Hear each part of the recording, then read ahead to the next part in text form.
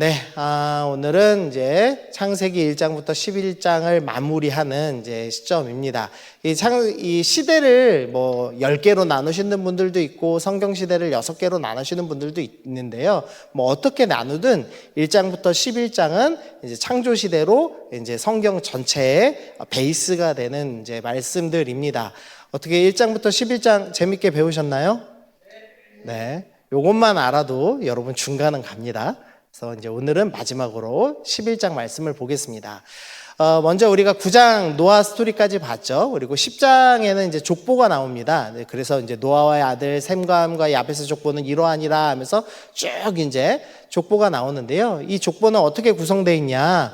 이제 먼저는 이제 셈 계보에서 좀 먼 쪽으로 되어 있습니다. 이제 셈 계보에서도 우리 이제 처음 주인공인 아브라함이 이제 나올 차례죠. 그래서 이 아브라함, 이스라엘 민족에서부터 좀 먼 쪽, 그런 사람들 먼저 좀 나열을 해요. 그래서 야벳의 족보시 먼저 나오고, 그 다음에 이제 함의 족보가 나오고, 그 다음 이제 셈의 족보가. 그래서 이스라엘에게서 덜 중요한 민족부터 더 중요한 민족 순으로 나옵니다.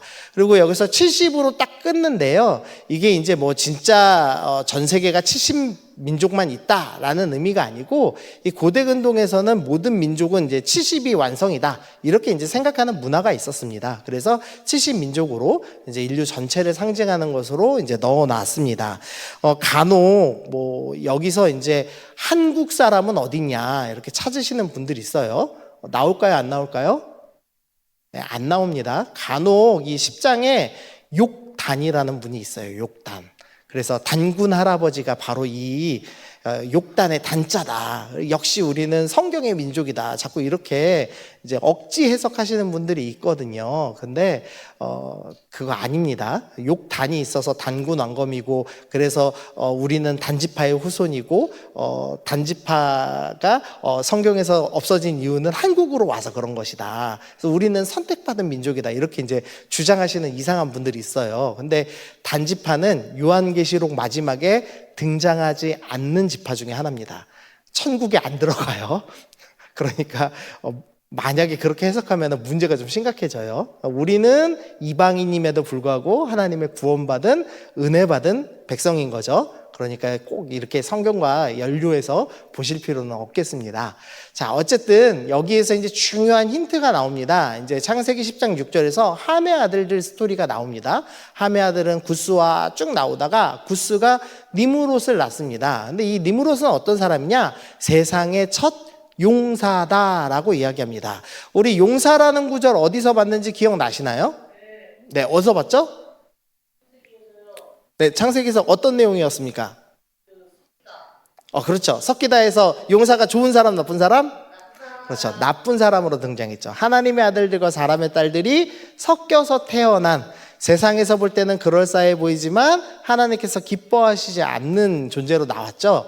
근데 여기 지금 함이라는 존재, 함도 지금 노아에게 범죄했던 아들이었죠. 그랬는데 그 함의 자손인 니므롯이 용사다라고 하는 것부터 벌써 뭔가 좀 문제가 있구나라는 걸 이제 생각하시면 됩니다. 어쨌든 일단 중간을 좀 뛰어넘고 10절에 보시면 니므롯이 나라를 세우는데 신할 땅에 바벨을 세우고요. 또 이제 우리가 잘 알고 있는 아수르로 나아가고 니느웨를 건설하고, 그다음에 르호보딜과 갈라와 하는 당시의 유명한 이제 성읍들, 큰 성읍들을 건설한 주역으로 이제 소개가 되고 있습니다. 근데 이 니므롯을 소개하는 중요한 구절이 9절에 있는데, 요거는 좀 기억나게 한번 좀 읽어볼까요? 자, 9절, 10장 9절 시작. 그가 여호와 앞에서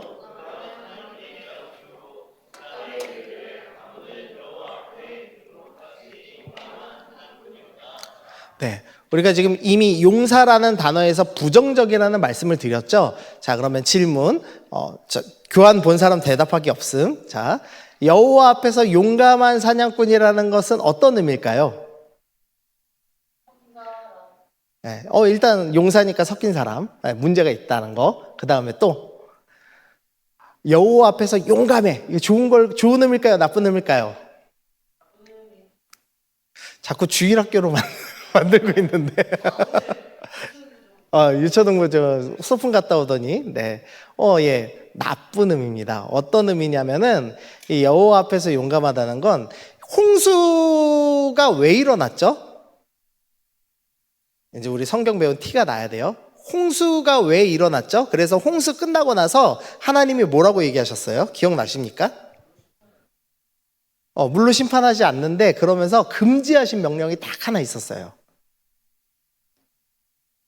이 성경은 이어집니다, 여러분. 자, 한번 볼까요? 자, 홍수 이전에 족보가 쭉 나왔죠. 셋의 족보와 가인의 자손 족보가 쭉 나오면서 가인의 자손 대표자인 라멕이 나오면서 라멕은 어떤 사람이다라고 특징을 지어줬는데 그 사람은 어떤 사람이냐? 살인하는 자다라고 얘기했습니다. 기억나시죠? 그래서 라멕이 일부다처제하고 살인하고 라멕의 아들인 두발가인은 금속으로 전쟁하는 기구를 만드는 사람이었다라는 이야기가 나왔죠. 그리고 나서 악이 가득해졌다라는 얘기를 했습니다. 그러면서 그 악 가득해진 게 무엇일까에 대해서 홍수 이후에 하나님께서 유일하게 금지하시는 구절을 통해서 찾았어요. 창세기 9장 4절에서 고기는 그 생명되는 핏째 먹지 말아라. 그러니까 사람 피도 흘리면 안 되고 동물도 피는 좀 안 흘렸으면 좋겠다라고 주님이 말씀하시는 구절이 나오죠. 그래서 왜 홍수 심판이 일어났지? 살인이 만연해서 일어났구나라는 것을 우리가 살펴봤죠. 그러니까 하나님께서 가장 싫어하는 것 중에 하나가 살인하는 것, 생명을 죽이는 일입니다. 그런데 니므롯은 어떤 사람이냐? 용감해서 하나님을 두려워하지 않고 하나님이 사람을 많이 죽여서 살인이 너무 만연해서 홍수로 모두를 심판하셨음에도 불구하고 하나님을 두려워하지 아니하고 다시 사람을 사냥하는, 그래서 용감한 사냥꾼이다라고 표현을 하고 있는 거예요. 그래서 예전 개역 한글 성경에서는 특이한 사냥꾼이라고도 번역을 했습니다. 사실 특이한 사냥꾼이죠. 그러니까 동물을 사냥하는 사람이 아니라 사람을 사냥하는 사람이다라고 지금 표현을 하고 있는 겁니다. 그러니까 니므롯이라는 사람이 이 성을 건설했는데 사람들을 죽여서 세력을 모으고 성을 쌓았다라고 표현하는 겁니다. 즉 지금 창세기 10장은 뭘 설명하고 있냐? 홍수 이전의 죄악으로 다시 살인이 가득해진 생명을 죽이는 그런 문화로 되돌아갔다라는 지금 표현을 하고 있는 겁니다. 자, 그리고 나서 그 후예들이 이제 바벨탑을 건설하는 스토리가 11장에 나오죠. 이에 그들이 동방으로 옮겨다가 신할 평지를 만나서 거기에 거류하면서 쭉 우리가 그냥 이야기처럼 읽고 넘어가기 쉬운 스토리가 나옵니다. 그런데 구절 하나하나가 이제 창세기를 공부한 사람만 눈치챌 수 있는 구절들이 가득 있어요. 한번 보시죠. 먼저는요, 이 바벨탑이 동방으로 옮겼다라는 게 의미가 있습니다. 그러니까 사람들이 동쪽으로 이동했습니다라는 것이 갖고 있는 의미가 있어요. 창세기 3장 24절에서 에덴 동산 동쪽에 대해 이 천사들이 지키는 스토리가 나오죠. 그래서 우리가 에덴 동산 입구는 어느 방향에 있다? 동쪽에 있다라는 걸 살펴봤죠. 그래서 성전은 입구가 어디다? 동쪽이다. 처음 배우시는 것처럼 들으면 안 돼요. 부담스러운데 갑자기.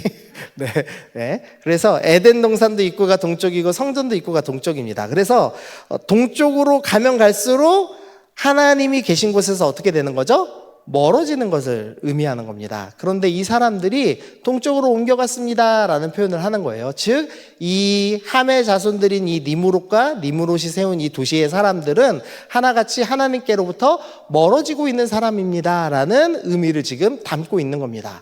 그래서 가인도 여호와 앞을 떠나서 에덴 동쪽으로 가죠. 그리고 창세기에 보면 롯도 어떻게 하냐? 요단 온 지역을 택하고 동쪽으로 옮겨갔다라는 표현을 일부러 씀으로써 동쪽으로 옮겨가는 것은 하나님을 버리고 떠나는 것이다 라는 의미를 지금 담고 있는 거예요. 근데 이 바벨탑을 쌓은 사람들이 바로 그런 사람이다 라는 표현을 하는 겁니다.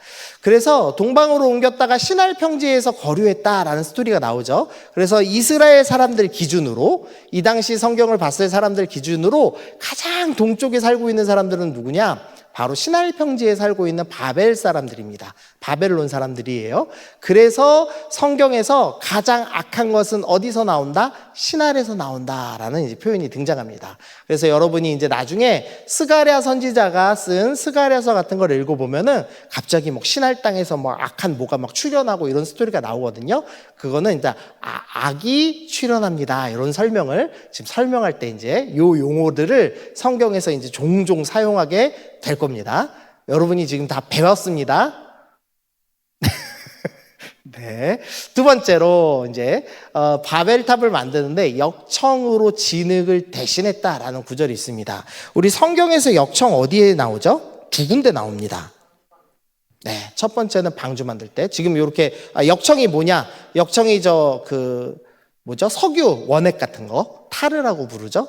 저는 원액을 저렇게 까맣게 발랐대요. 제가 AI로 만들어 봤어요. 자, 첫 번째로 역청 나오는 것은 우리가 6장에서 배운 방주 만들 때입니다. 방주 만들 때 역청을 안팎으로 칠했다는 것은 역청은 뭐 할 때 쓰는 재료다? 방수 재료다라는 것을 우리가 알 수 있죠. 또 이후에 어디에 나오냐? 출애굽기 2장에서 모세를 갈대 상자에 담아서 나일강에 띄우죠. 근데 아기가 바구니에서 물로 꼬르륵 빠지면 안 되잖아요. 그래서 그때도 역청을 바르죠. 그래서 역청이 방수 재료입니다. 그런데 왜 탑을 만들면서 방수 재료를 굳이 칠할까? 이유는 뭐냐? 하나님은 물로 심판하는 신이야 라는 개념이 그 사람들한테 있었던 겁니다. 근데 어떤 사람들을 물로 심판했죠? 살인하는 자들을. 근데 자기들이 지금 어떻게 나라를 건설했어요? 사람을 사냥해서 건설했습니다. 그러니까 자기들이 심판받을 수 있는 사람들이라는 것을 알고 하나님께 대항하기 위해서 방수 재료를 받는 탑을 지금 건설하고 있는 것을 보여줍니다. 그래서 이 사람들은 하나님께 적극적으로 대항하는 사람이다라는 것을 드러내고 있어요. 또 세 번째로 이 대항하는 모습을 성읍과 탑을 건설했다라는 것으로 표현을 하고 있습니다. 여기서 탑이라는 원어가 어떤 의미냐면 망루라고 보통은 번역합니다. 근데 이 망루가 우리는 지금 탑은 다 그 관광용이잖아요. 지금 시대는. 근데 과거의 탑은 전부 전투용 요새였습니다.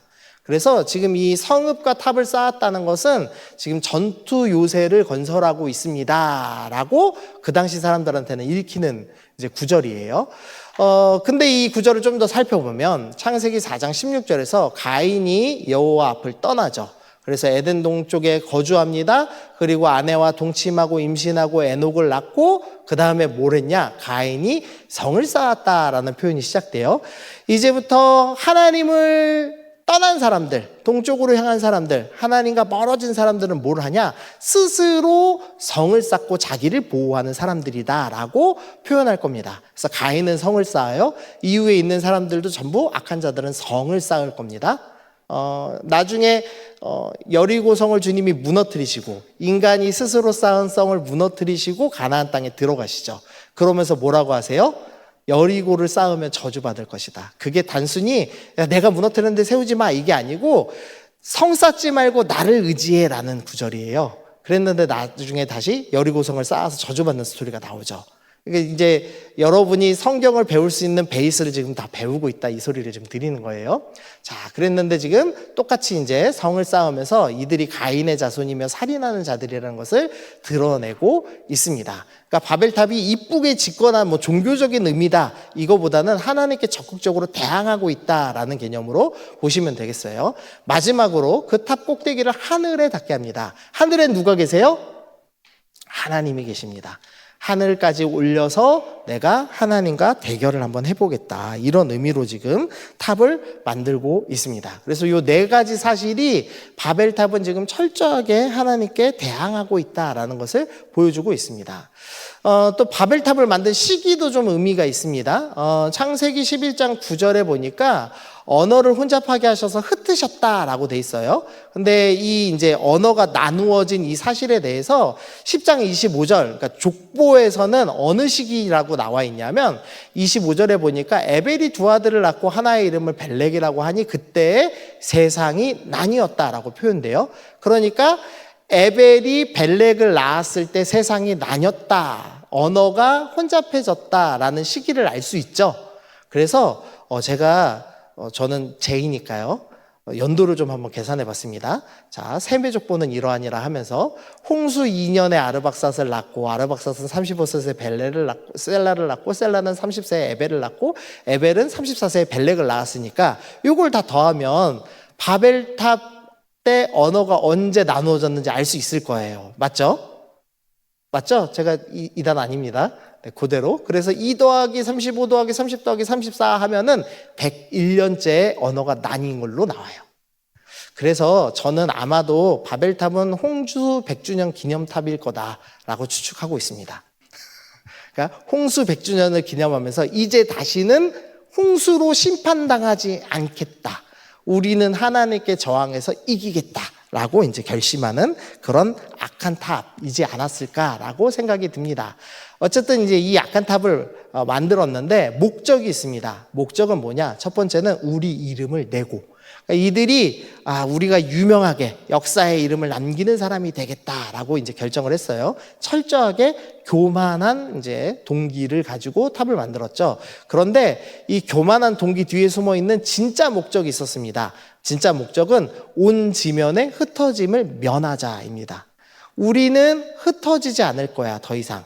그래서 두려움 때문에 이 모든 것을 만들어내고 있다라는 것을 보여주고 있죠. 그래서 정리를 하면은 홍수 이전에 죄악된 삶, 살인이 만연한 세상으로 다시 돌아갔고, 이 사람들은 홍수를 경험하지 않으려고 이제 하나님과 싸워서 이기려고 적극적으로 대항하면서 탑을 쌓고 있습니다. 근데 이 사람들의 동기는 교만과 두려움이었다라고 지금 이야기하고 있는 겁니다.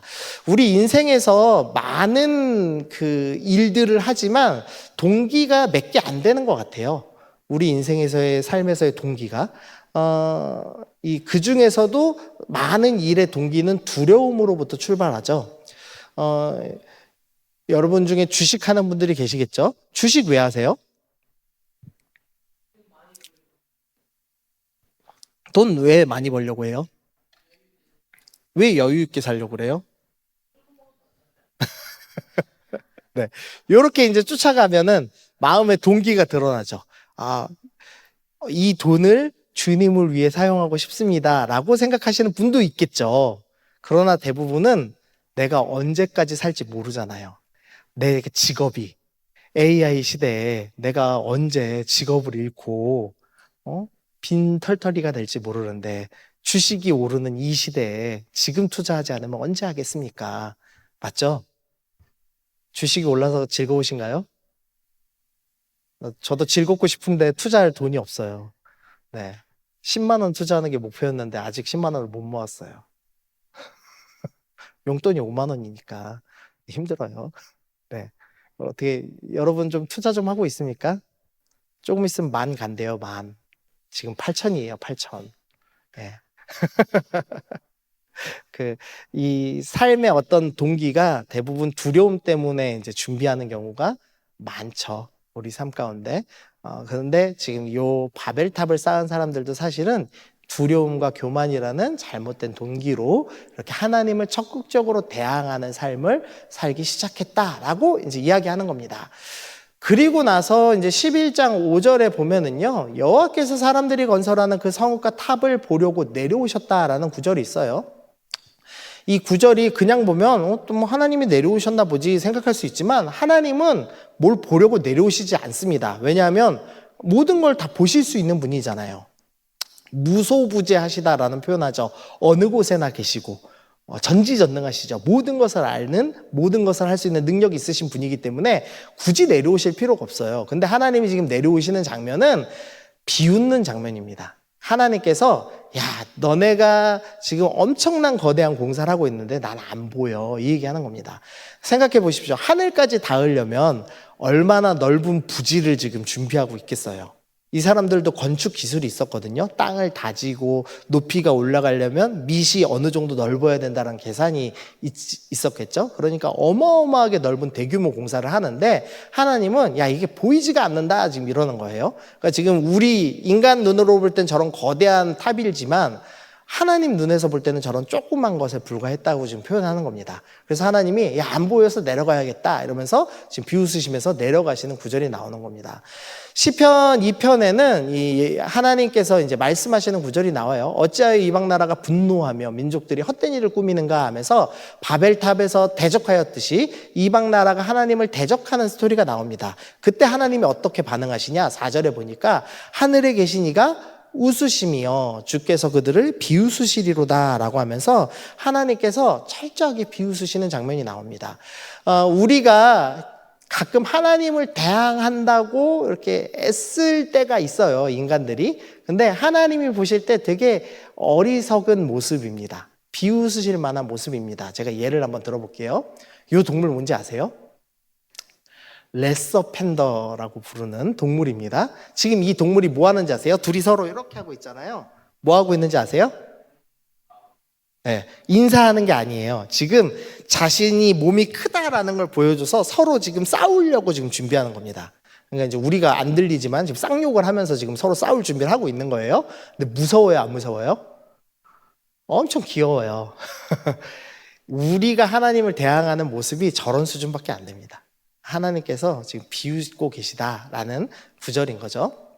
자, 그러면서 이제 하나님께서 언어를 혼잡하게 하시는 스토리가 나오는 겁니다. 거대한 탑을 준비하고 있는데 하나님께서 이 거대한 탑을 무너뜨리기 위해서 천군 천사를 동원하고 계시는 것이 아니라 아주 사소한 언어를 나누시는 아주 사소한 것으로 이 큰 것을 무너뜨리는 지금 스토리가 나오고 있는 겁니다. 여러분이 인생 가운데 뭔가 이렇게 두려움을 기반으로 교만을 기반으로 거대한 계획을 짜고 있으실지 모르겠습니다. 내가 몇 평 아파트를 만들고 내가 몇 세의 자녀를 낳고 이 자녀를 어디에 취업시켜서 의사를 만들고 뭐 여러 가지 계획이 있으실 수 있겠어요. 뭐 아직 결혼 안 하신 분은 내가 어디에 가서 어떤 남자를 만나서 어떻게 결혼을 하겠다. 뭐 이런 나름의 이제 계획들이 있으실 수가 있죠. 그런데 그런 이 잘못된 동기로 시작된 거대한 계획이 하나님께서 아주 사소한 걸로 무너뜨리실 수도 있다는 거예요. 잠깐만, 요거 말고 요거 먼저 좀 보시죠. 여기가 지금 어디냐면은요. 제가 아는 제주도 열방대학의 한 그 간사님, 목사님이 사시는 이제 곳입니다. 딱 봐도 집 주변에 뭐가 있어요? 전부 숲이에요. 전부 숲. 그리고 그거를 그 카카오 맵으로 찍어보면 요런 데서 살고 계십니다. 어떻게 좀 괜찮아 보여요? 안 괜찮아 보여요? 숲 한복판에 저 집이 있어요. 저 집 옆에는 자녀들이 탈 수 있도록 큰 나무에다가 그네를 달아놨습니다. 그리고 시베리안 허스키 같은 그 큰 그 개 한 2마리 정도를 기르면서 사세요. 저 집 안으로 들어가면은요, 집이 한 4, 50평 정도 되는 것 같아요. 거기 안에는 대리석으로 돼 있습니다. 그리고 집 밖에 별채가 있어요. 별채 앞에는 가족들이 그냥 손님 오면은 그냥 커피 마시려고 개인 카페를 하나 만들어 놨습니다. 그 목사가 살기에 좀 과하지 않나요? 이런 숲 안에서, 제주도 아무도 없는 빈 숲 안에서 대리석 집을 짓고 사시는 목사님이 계세요. 어떻게 생각해요? 부럽지 않아요? 도시 생활이 좋으신가요, 여러분은? 저는 저게 정말 부럽거든요. 저렇게 그림 같은 집에서 사는 게. 근데 제가 이제 제주도 열방대학 다닐 때 간사는 제가 말씀드렸지만 페이를 안 받습니다. 돈을 안 받는데 저 목사님은 어떻게 대리석 집에서 살 수 있는가? 그것도 아들 셋을 기르면서 이 말이 되나? 뭐 좀 유산을 물려받으셨나? 이제 이런 생각을 했어요. 나중에 이유를 알게 됐습니다. 이유가 뭐였냐? 저 집은 주인이 따로 있어요. 저 집 주인은 서울에서 의사를 하시는 분입니다. 그래서 말년에 저 대리석 집에서 숲 안에서 평온한 말년을 보내시려고 대리석으로 집을 지으셨어요. 집을 딱 지어놨는데 집을 당장 관리할 사람이 필요하잖아요. 그러니까 목사님한테 몇 년만 집 관리해 주세요 하고 맡긴 거예요. 그랬는데 어떤 일이 일어났냐? 이 의사인데 병에 걸리셨습니다. 병에 걸리면 제주도에서 살기 되게 힘들어요. 왜냐하면 병원이 변변치 않거든요. 그래서 결국은 제주도에 못 내려오셨어요. 그래서 저 간사님이 10수년을 사셨어요. 지금도 사시는지 모르겠는데 제가 무슨 말씀 드리는 거냐면 인간이 아무리 거대한 계획을 세워도 하나님이 작은 것 하나 톡 건드시면 무너집니다.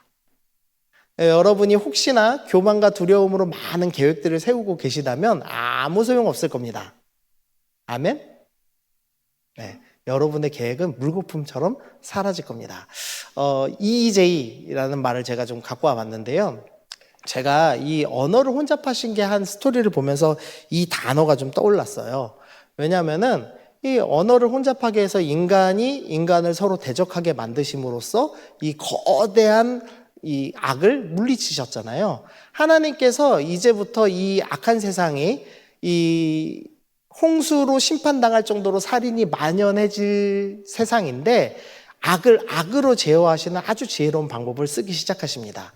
저는 그래서 세계 국제 정세 볼 때 되게 재밌거든요. 그 러시아가 악할 때 누가 막죠? 미국이 막아요. 맞죠? 그래서 미국이 착한 놈인 줄 알았어. 근데 요새 보니까 미국이 착해요? 요새는 미국이 뻘짓을 많이 합니다. 그럼 누가 옳은 소리를 하는지 아세요? 요새는 중국이 더 옳은 소리를 합니다. 러시아랑. 희한한 세계에 우리가 살고 있어요. 그래서 서로가 악해요. 모두가 악한데 악이 악을 제어하는 희한한 시대에 하나님께서 허락을 하셔서 살고 있어요. 제가 이 언어가 나뉘는 것을 보면서 또 이런 좀 생각을 해봤습니다. 여러분 윗세대랑 아랫세대랑 언어가 좀 다르다는 거 아시나요? 여러분 제가 두 이야기를 해볼게요. 어느 게 더 여러분에게 강렬한지 느껴보세요. 자, 매우 좋다. 그다음에 존나 좋다. 자, 둘 중에 어느 게 더 강렬합니까, 여러분한테? 1번이 더 강렬해요? 거짓말쟁이.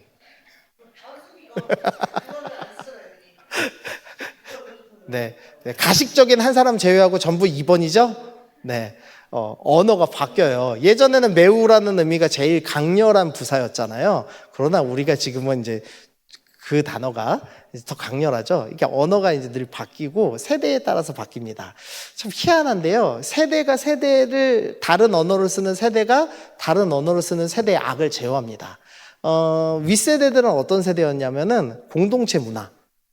그래서 내가 희생해서라도 공동체가 나서야 돼. 이게 선이야 라고 생각했어요. 근데 지금 어때요?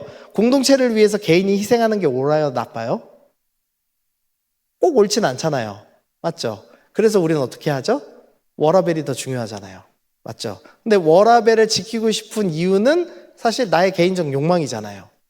그러니까 서로 악한 사람들끼리 공동체를 위해서 개인을 희생시키는 악을 가진 세대가 개인주의 세대랑 서로 싸우면서 서로가 서로를 제어하는 희한한 모습을 봅니다. 하나님이 허락하시는 이 희한한 질서죠.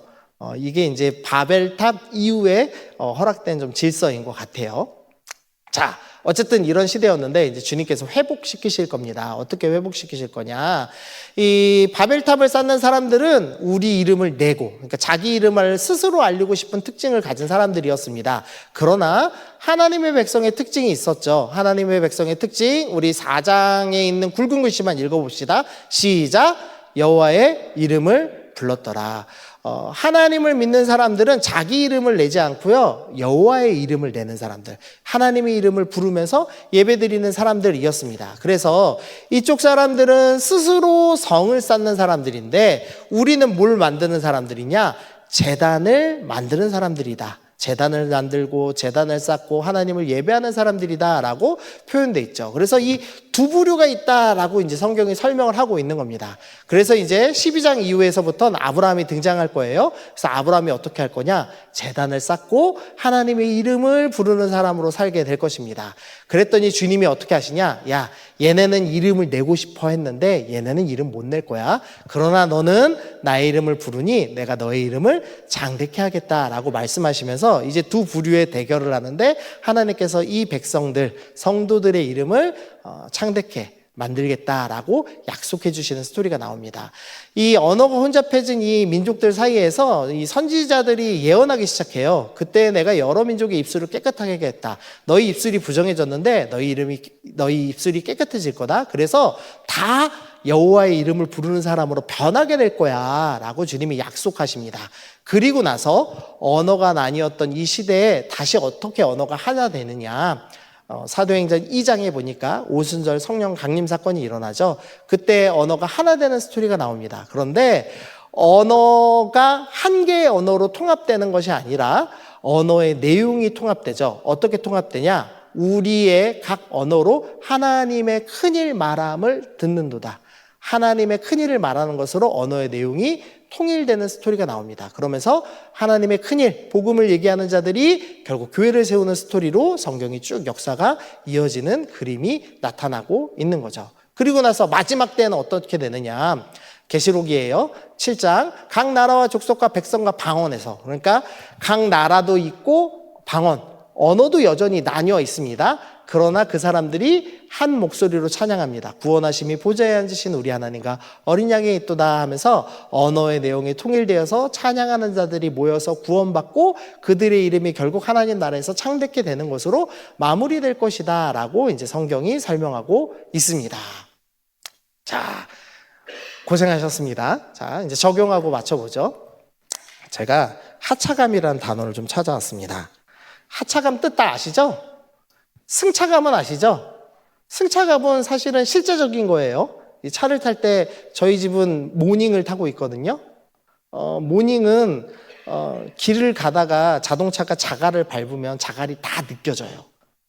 마치 고무신 것 같아요. 다 느껴져요. 맨발로 걷는 것 같아요. 그러나 가끔 이제 성도님들 차 탈 때가 있거든요. BMW를 한번 탔는데 그거는 안 느껴지더군요. 턱이 그냥 쑥 지나가대요. 턱을. 그 승차감은 실제적인 것 같아요. 근데 사실 차에서 내릴 때 하차감이라는 건 말이 안 되잖아요. 그거는 실제적인 의미가 없죠. 근데 하차감이 뭐냐? 좋은 차에서 내릴 때 사람들이 선망의 시선으로 바라보는 그 순간의 느낌을 하차감이라고 한답니다. 차를 딱 내렸을 때 사람들이 이야 하는 거. 여러분은 그런 하차감을 느껴보신 적 있나요?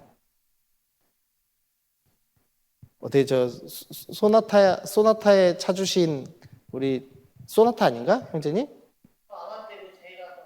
저 아반떼 새 아반떼 주인이신 오너이신 우리 진철 형제님 어떻게 하차감을 좀 느껴본 적 있습니까? 아반떼로는 안 됩니까? 예. 아반떼로는 안 됩니까? 어느 정도 돼야 하차감을 느낍니까? 예? 제네시스쯤 돼야 됩니까? 여기 제네시스 오너 계세요? 아직 우리가 그 정도는 안 되나? 네. 어쨌든 하차감이라는 게 있대요. 무슨 얘기 하고 싶은 거냐면 이 사람들이 내가 무슨 차를 타지를 놓고 등급을 매기잖아요. 그러니까 솔직히 아반떼를 타는 진철 형제와 이 모닝을 타는 이재한 목사가 세상에서는 좀 등급 차이가 있잖아요. 그렇잖아요. 40이 넘어서 중형을 못 모는 이재한 목사의 저 능력 없음과 저 30대 초반에 중형을 몰 수 있는 중형은 아닌가? 그런가? 어쨌든 저 정도를 몰 수 있는 능력차가 좀 나잖아요. 그런 거 느끼시죠? 사시면서 그런 그 시선의 두려움 때문에 뭔가를 이렇게 시도하는 경우가 있어요. 이 하차감이라니까 잘 안 와닿네. 요건 좀 와닿으실지 모르겠습니다. 당신이 사는 곳이 당신을 말해줍니다. 유라 롯데캐슬. 저는 잘 모르는데 아파트에 등급이 있다면서요. 저는 아파트에 딱 한 번 살아봤거든요. LH. LH 당첨되려면 쉽지 않습니다. 신혼 부부면서 재산이 얼마 이하여야 돼요. 아기가 있고. 저는 모든 것을 다 충족하여서 LH 신형에 들어가 살아본 적이 있습니다. 여러분들 중에 LH를 갈 수 있는 재력이 있는 분은 드물 거예요. 무슨 말인지 이해되죠? 네. 여러분은 어느 브랜드의 아파트에 살고 계세요?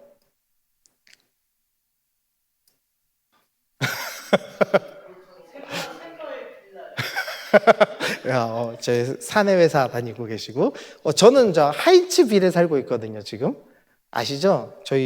저 원룸 2개 뚫은 집에서 살고 있어요. 여기에요? 이 방향이잖아.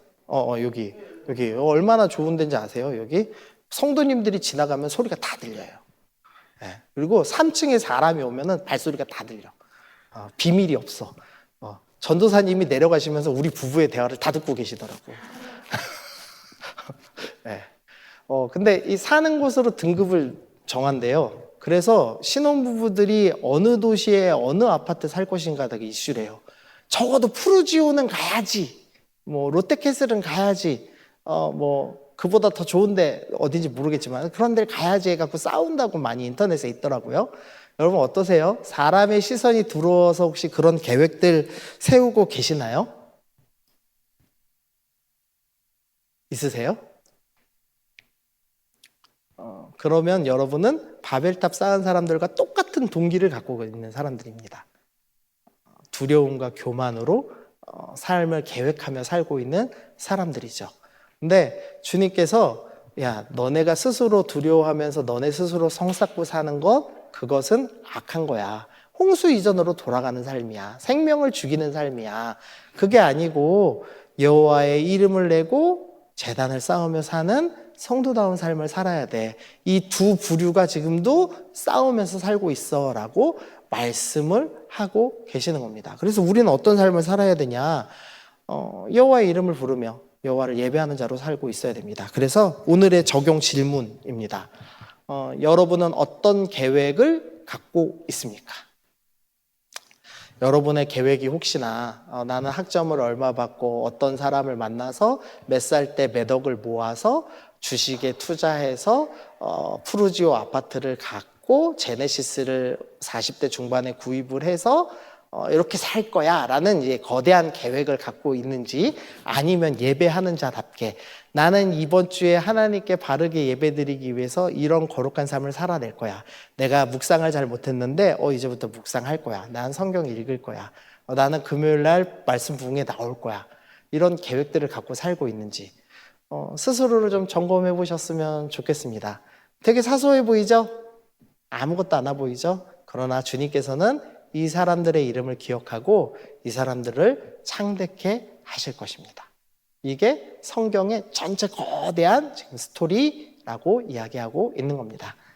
자, 우리 찬양하고 마치시죠. 우리에게 소원이 하나 있네 라는 찬양인데요. 네, 반주를 좀 해주십시오. 네, 악보가 있는지 모르겠습니다. 네, 이 찬양의 이제 가사를 보면은 교회를 교회되게, 예배를 예배되게, 우리를 사용하소서라는 구절이 있거든요. 여러분은 예배 드리는 사람으로 부름받았습니다. 여호와의 이름을 부르는 자로 부름받았습니다. 그리고 함께 모여서 하나님을 찬양하는 자로 부름받았습니다. 이 좀 사실을 기억하시면서 혹시나 거대한 계획을 꿈꾸고 계시다면 오늘 좀 내려놓으셨으면 좋겠어요. 주님께서 그 계획을 아무것도 아닌 걸로 무력하게 만드실 겁니다. 그렇고 여러분을 예배하는 자로 바꾸실 겁니다. 그게 하나님이 가장 기뻐하시는 뜻입니다. 그 사실을 좀 기억하면서 찬양하고 마치겠습니다.